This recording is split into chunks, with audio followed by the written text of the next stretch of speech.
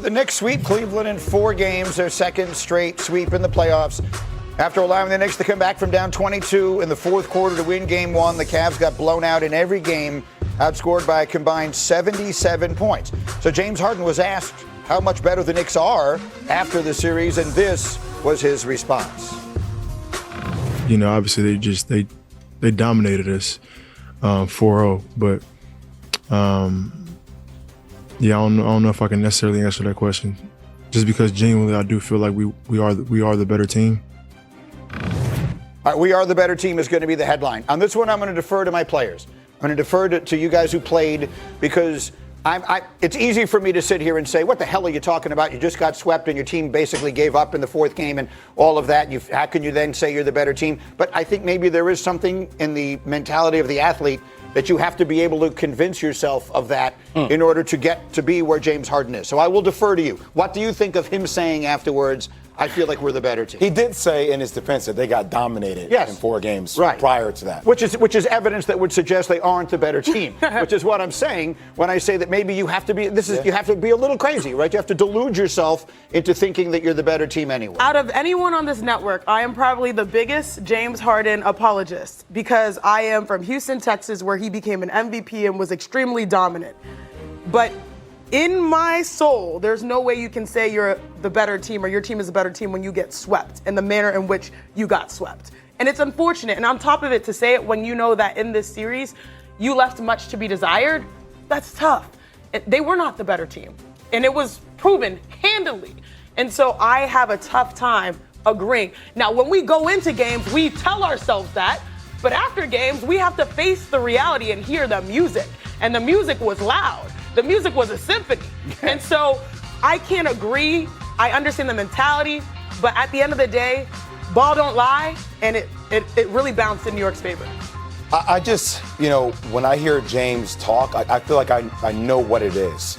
And I don't think James Harden is worried about what anybody thinks about James Harden.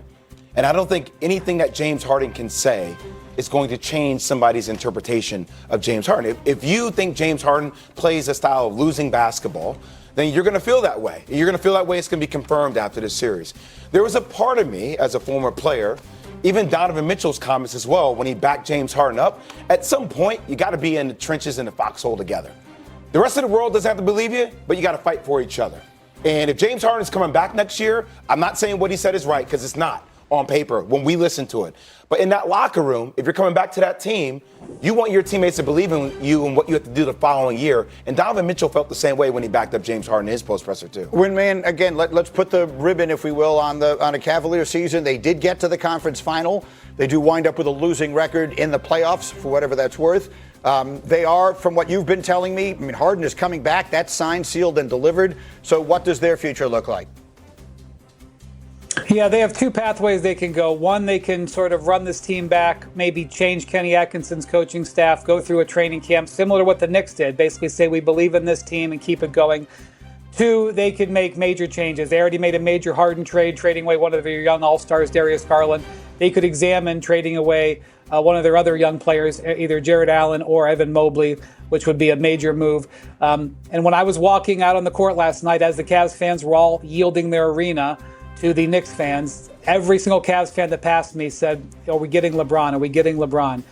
The Cavs could only pay him $3 million as they're currently constructed. They could make moves to try to attract him, to try to trade for him, but those would be complex. But LeBron James will be an unrestricted free agent in a month. What do you think, Wendy? I mean, Alan, if you were to put LeBron James, and again, I'm just playing fantasy basketball at this point. Yeah. If we were to put LeBron James at the age of what he'll be next year, 43, on that team, are they a legitimate threat to win the East next year? I don't think so, mainly because, again, that backcourt struggles to defend. And James Harden really has to just look in the mirror and why they lost the series, because he's supposed to be one of their better players. He might have been one of their worst. Yeah, it was not pretty for most of this.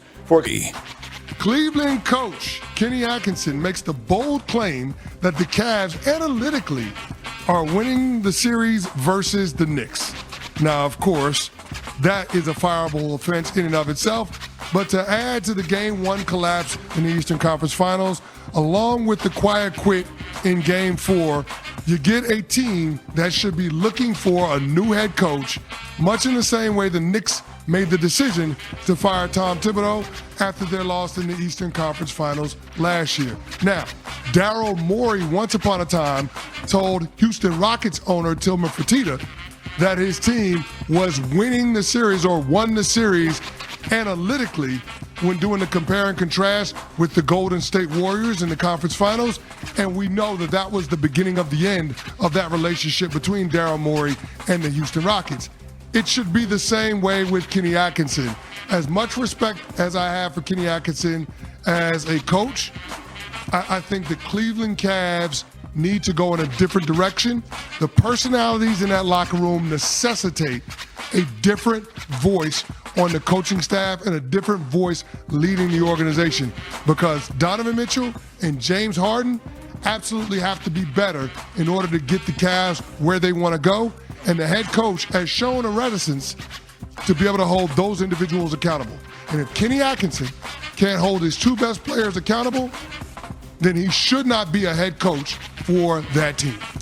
1,000% agree with you. And Steve Kerr made some moves on his coaching staff in Golden State with Terry Stotts and Jerry Stackhouse no longer there. Kenny Atkinson was once there. Great situation. Go back. Lead assistant for Steve Kerr is where he makes sense right now.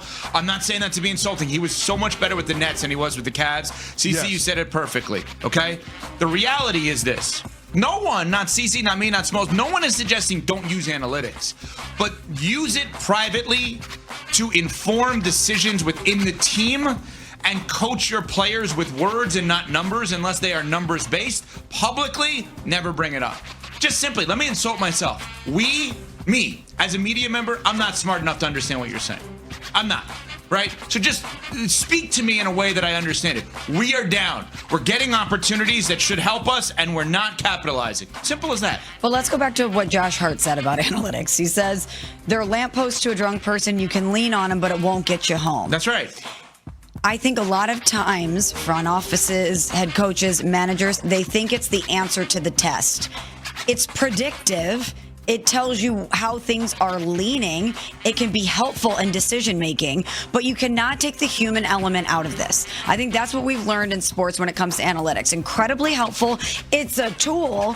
It's not the answer to the test. You can't lean on it 100%. And I think a lot of times people do that because they may not trust their own instincts. They might not trust their own decision making and going against what the numbers are telling them. Can I ask a quick y'all analytic notice question, how we only hear about the analytics when it doesn't work out for a team? That's when a interesting. team wins, we don't hear about the team saying, yeah, well, we're using these analytic models and we're doing all of these. Yeah. Right. So, wait. They use analytics as a shield for criticism. And here's the reality around it. Like you said, Smalls, analytics is a tool. It's not the Bible. No. Just because the numbers say you should do something doesn't necessarily mean it's going to work out in your favor. That's where coaching comes into play. That's when having a feel for the heartbeat of the game. That's when the eye test matters. All of those things are data points that you should be using along with analytics. It shouldn't be analytics above all else. It should be using the information and trying to apply it where it actually fits. And that's the part where you have to be able to discern from a coaching standpoint. Where do the analytics fit into what we're trying to do? How do they inform the approach that we should take against a given opponent? But it can't just be, hey, the numbers say this, so we do this. If that's the case, then you don't need a warm body to be your coach. Just put a computer on the bench. Just really quickly, when the Knicks weren't fully clicking at the beginning of these playoffs and Mike Brown could have made a change in the starting lineup and decided to stay with them, I wonder what the analytics told him. Because I would say it would most likely have skewed towards making some sort of an alteration. But his gut told him, let me stick with this group, and it paid off. What do analytics tell you if you're an analytics-based team? Have you looked at the numbers based on James Harden in the playoffs? Also, to CC's point, you know what? If we're going to blame analytics, let's credit them. So whoever wins a championship, here's the post-game interview with Lisa Salters. First off, I want to thank God. Second, I want to thank my